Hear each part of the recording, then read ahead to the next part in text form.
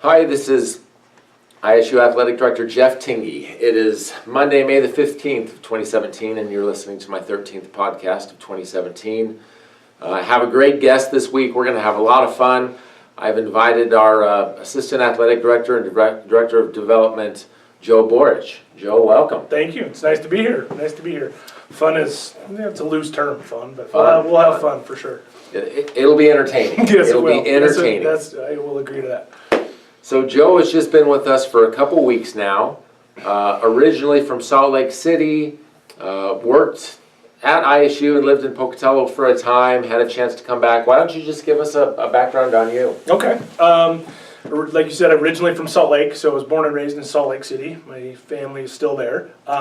Played at a small little junior college, Snow Junior College, for a couple of years, and then I played at the University of Memphis, where I played quarterback many pounds and hair ago, as I like to say. But then I got back, coached for a couple of years at Snow Junior College, and then I came, my first Division I coaching job was here at Idaho State. We came up to Idaho State in 1999 with Coach Larry Lewis. I was on Coach Lewis's first staff all the way through his entire tenure from 99 to 2006. Spent a lot of time here in Pocatello, and it's where I met my wife. My oldest two kids were born here. This has got a big place in my heart. Once we got let go from here, I went to Cornell for about 3 years with Bruce Barnum, who was on this staff with us. We went to Cornell for a little bit, and then we got released there, and I got into a small little Division II school in Ohio, in Tiffin, Ohio. Was there for about 7 years, but I coached for about one season when the president approached me and said, had I ever thought about getting out of coaching and doing administrative work, and said, I really see your future being in administration, and gave me the reasons why, and said that he felt like it would be more stable and better for my future to get into administration. So he gave me the option to go back and get my MBA, where I went back and got my MBA, got into admissions for a little bit, and then I've spent probably the last 4 to 5 years in university fundraising. So been doing that. I was at a great institution in the middle of a cornfield in Ohio, loving it, doing a good job, and until I got a call from you, giving me the opportunity to, as I like to say, come back home. And the opportunity to come back home where Idaho State has one thing, has such amazing people. It really does. From the people within the university in Pocatello, it's just got great people, and this is a place I call home, and the chance to come home was awesome.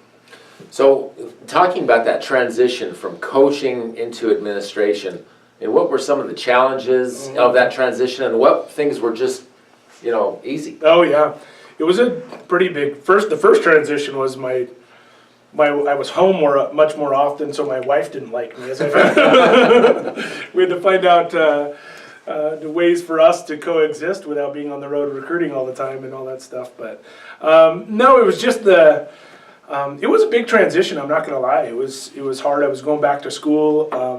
Just the more of the formalities of work and coming in, because as a coach, you probably put in and you log more hours than you probably want to ever admit, but you're logging them and you're here and there, and when you're an administrator, it's those meetings and those things like that are much different to sit into an administrative meeting, especially with the president's cabinet and things like that I know you've done too, and those are much different, and how you get things done and things like that. It was a big transition. Some of the stuff that wasn't, especially getting into admissions and then with fundraising, is the relationships and the people, and it's about recruiting, and it's still about people, and it's about the skills, and it's about treating people with dignity and respect and those kind of things. So some of it was easy, but a lot of formal meetings and those kind of things that I know not as fun. No, I would rather be in a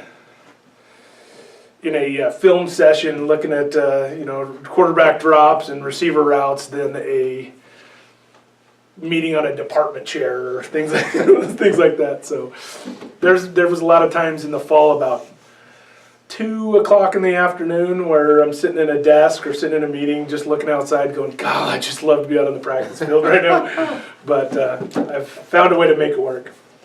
Well, good. So you had some good success in Ohio at the schools that you worked at. What was maybe one of the more successful campaigns that you were a part of? Yeah, it was probably, we did a really good job at this small little private school in Ohio, and probably the biggest success was we were given, we had some transition of presidents and things like that, but we were told by the Board of Trustees to raise $4 million in under a year. We had to raise $4 million in about 8 months to get this Performing Arts Center opened, period. And so we put together a campaign. We had a generous donor come in and match, and we just kind of went crazy. We went everything that we could and approached people and wanted to see these doors open. And before you know it, we had raised more money in the past 6 months, in the past 8 months, than they had any other year combined. So it was kind of lit a fire under everybody, but it was really good, really successful, and we're able to, this May they're going to actually open the doors for that Performing Arts Center, and it means a lot to me. Yeah, well, that's quite the accomplishment. Yeah, it was not easy. I don't know if I'd like to do that again, but it was nice. So now you're back in Pocatello, but thinking about the first time you were here, coaching with Coach Lou and that staff, there were some very successful years in there, a Big Sky Conference championship. Thinking back from your own perspective, what was one of your greatest memories from your time here previous? You know what? It's obviously winning the Big Sky championship was fantastic. It's I still have that ring, and it's up in my cabinet, and it means a lot because of the work and effort that we put in here. But going with that to come to Holt Arena there was about a 3 or 4 year span. I don't even know what the record was, but I think it was for sure 2 years where we didn't lose a home. And walking into Holt Arena and seeing the place packed and it being hot and loud, and you could just tell in the eyes of the other team they didn't want to come to Pocatello and play in Holt Arena. And that 2 to 3 year span, I think it was really special, because it was one of those things that I know a lot of people out there, and a lot of people have seen this place like it is, and there's no better feeling than to walk into Holt Arena when it's hot and it's loud. And I had the opportunity to play Division I football and play in some of the loudest stadiums, and Holt Arena when it is full is one of the best in the country. So I think that was probably the highlight of it all. Ah, good. Coach Fennessy, our football coach, mentioned that, having coached at Montana. He said he hated we beat him. Yeah, yes, you did. So I let Coach Fenn know. We beat him here. I just let him know. Just to set the record. Just to rub it in a little bit. Yeah. I'm sure you'll mention it a couple more times. I'm sure he will.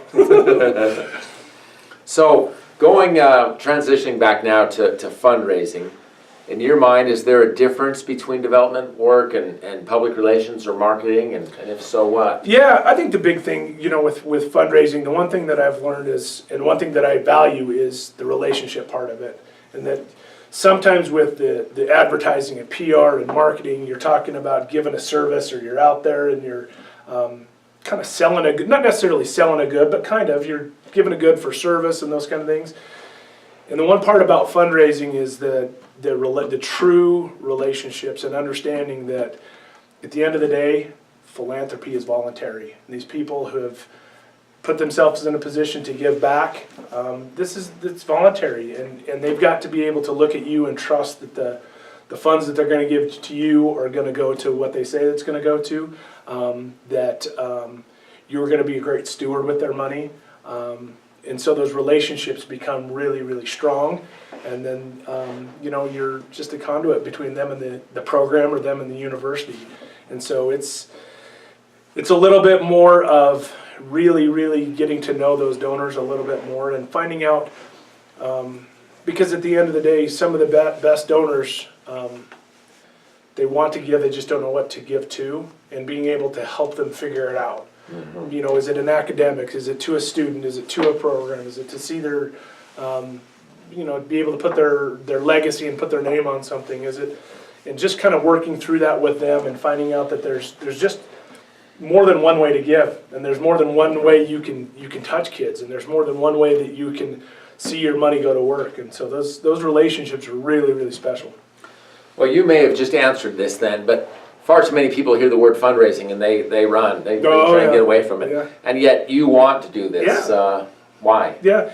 Well, the corny first reason is the first part of fundraising is fun. I mean, it is about having fun, and it's about being able to do that. And really, the funny part is when people say fundraising, they think, oh, God, how can you ask people for money? I'm out.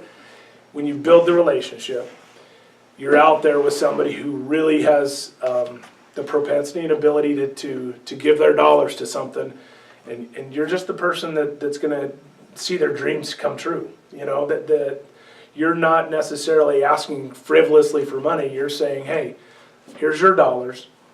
You want to make an impact, let me show you a way to make an impact. And really, the ask is not even the most difficult part. You know, that sometimes the hardest part in fundraising isn't the ask, because when you build the relationship right and you've cultivated the relationship, the ask just kind of happens. The hardest part about fundraising is the first meeting, because when people hear fundraising, they're like, I don't want to meet with you. So it's the very first meeting is kind of the key. But once they realize that you're sincere and you actually want to listen to them and watch their dollars go to work, it can be something that's really special. Yeah. You know, that it's an interesting thing, and fundraising, you know, we've had some success here, and with you on board, we plan on having even more success, so yeah, we're excited for that. Yeah. Well, moving forward, you know, I know you're new in the job here, and we're all working as a team, but are there any things you'd like to see, any? No, the biggest thing right now is I want to I'm spending a lot of time right now going out and just seeing people, re-engaging with some of the people that I'd already known from my previous time here. But at the end of the day, we're trying to, I want to make sure that everybody understands that we're all out here, and at the end of the day, all of this is for those kids out there. All of those is for those athletes that are out there busting their butts and doing the right things and doing all that, all of it. Everybody's intention to giving, whether they're giving to the foundation, whether they're giving to the Alumni Association, whether they're giving to the 4 sports clubs, it's all going to those kids. And I just want to, I'm trying to get out and to share with people that exact story, that at the end of the day, every dollar goes either directly or indirectly that's affecting those student athletes. And I'm an ex-student athlete, I know you're an ex-student athlete, and it doesn't, you know, once you get old like us, you realize how much that stuff mattered, and how much you really appreciate it. And these people are giving their dollars, and it's all going. So, you know, I want to thank everybody who's been giving, because every dollar has impacted it. And like I said, I've been here, I said the other night at a function, 10 years ago when I left here, we had a really good thing and we'd won a Big Sky, but I'll tell you what, things are much better now. They've got a fantastic practice field.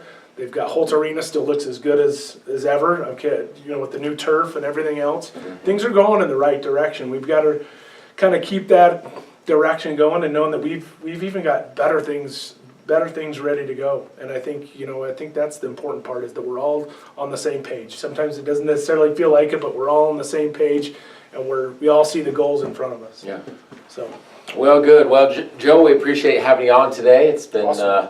It's been a pleasure working with you so far, and hope this gives you a good introduction to many of our fans who may not know you, and a reintroduction to all of those people who already did. So thank you for joining us today. Thank you for having me. It's been great. To all of our Bengal fans, sports are done for the year. Team sports are done for the year. Softball competed in the conference tournament this past weekend at Weber State. They took 3rd place overall. Great year for those young women on that team. It's you know, they fought in and lost in a semifinal game, and it was close. We had a chance to win it in that last little bit. So our hats go off to them. Track and field this last weekend were at the conference championships at Sacramento State. Had a lot of great performances, and 5 athletes will continue on to the NCAA regional championships. So we'll wish them good luck. They've got a couple more weeks to get ready for that. Otherwise, it's summer here at Idaho State. most of the athletes, all of the athletes have gone home.